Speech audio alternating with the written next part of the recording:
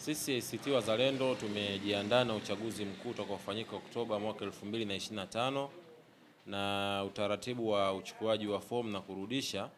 Leo ndo zoezi letu limefika mwisho, ambao ni tarehe 30 mwezi wa 6 2025 katika mkoa mzima wa Tabora. Watu wamechukua fomu, ni kizungumzie na maana ni majimbo yote 12. Watu wamechukua fomu nafasi za udiwani wa viti maalumu, wabunge na wabunge wa viti maalumu, na hata hapa Tabora mjini mwitikio bado ni mzuri, watu wameendelea kuchukua fomu na zoezi letu litakamilika saa 11 kamili jioni ya leo. Mambo yanayoendelea kitaifa, tuna operation inaitwa operation Majimaji, ambayo ni operation itazunguka nchi nzima, na mkoa wa Tabora siku ya tarehe 2 Jumatano mwaka 2025 mwezi wa 7 tutakuwa tuna mkutano mkubwa wa hadhara katika viwanja vya shule ya Uyui.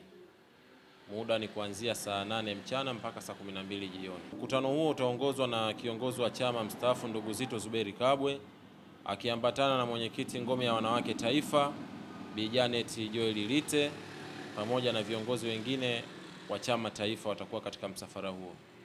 Uitikio kwa uchaguzi huu mkuu umekuwa mkubwa, tofauti na uchaguzi wa serikali za mitaa, vijiji na vitongoji. Sababu sisi jimbo la hapa Tabora mjini kuna kata 29.